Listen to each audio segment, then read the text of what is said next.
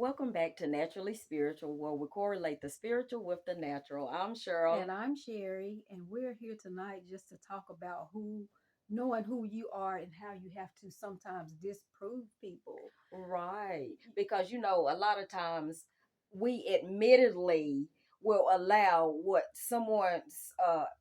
they think of us, we'll allow them to project what they think of us hmm and allow that to determine who we are or how we view ourselves, right? That's so true, and you have to be careful with that, Right. because they can steer you in the wrong direction. Right. They can block your blessings or stop you from getting a Right. blessing. So you have to dispel that. Yeah, because you can get you're not tall enough, short enough, You're smart too enough. fat. Yeah, You're too small. right. And I think about our volleyball team, and it's something I always brag on. The boys were senior high school, girls Right. volleyball team in '88 to '92. Right.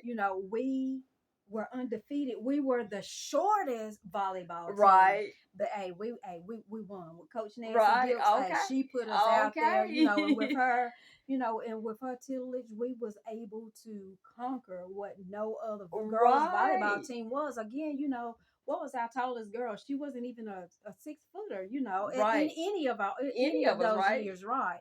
Yeah, and so we didn't let that deter us. We didn't, Right. we were state championships, and I had to point out to the boys the other night in the gym. Those are our flags. Those came from us, the conference champs, state champs, and things like that. Right. So you can't let what your statue might be, what your family's income might be. You can't let Right. anything Right. deter you when you think about it. So be the black sheep in a positive way, Right, right? in a positive way. And even with, even something as simple as when we are introduced to someone new, what's one of the first questions that we always get asked? Which one of you is the mean one? And I hate that Right. question because I don't think either one of us Right. is Right. mean. I think we're calm for the most part. Right. And well, I think what it is I might have a more raspy voice than you. You have the hmm more softer voice, but that still doesn't necessarily mean that I am the mean one. Right.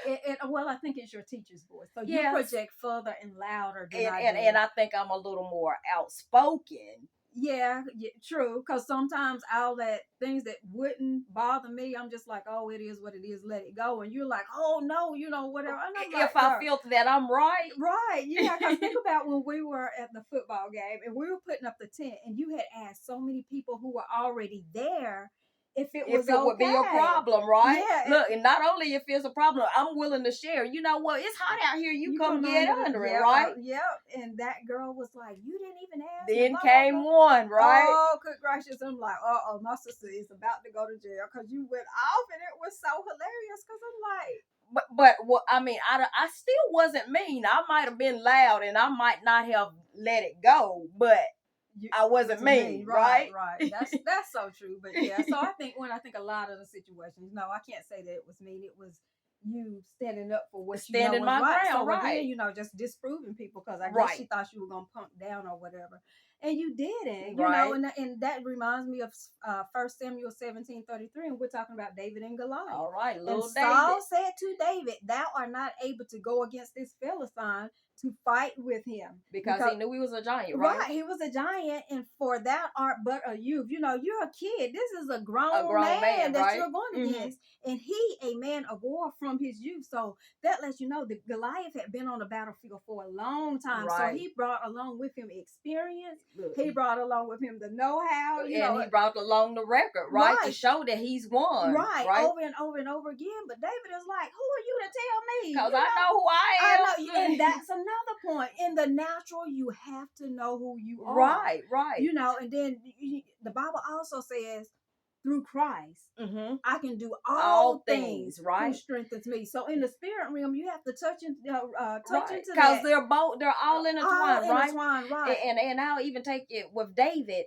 David knew who he was, but Right. also David knew he had a purpose, right? Right. So whatever you're going through, because that's also intertwined, Right. your identity and your purpose. If you know your purpose, then you already know who you are, right? Right. That's so true. And Say so that. so just knowing that, that'll help you out in a lot of situations. So that way you can, nobody can deter you from who you are, right? You already know that you know, right? So nobody can come and deter you and tell you you're not qualified, tell you that you are too small, you're too tall, you're too fat, you're too, whatever. Nobody can come and deter you. Because you already know, I know my purpose, so I already know my identity, and I am a child of God, right? So with that, you can conquer all things, right? You can accomplish all things, right? So go ahead and get that done, right?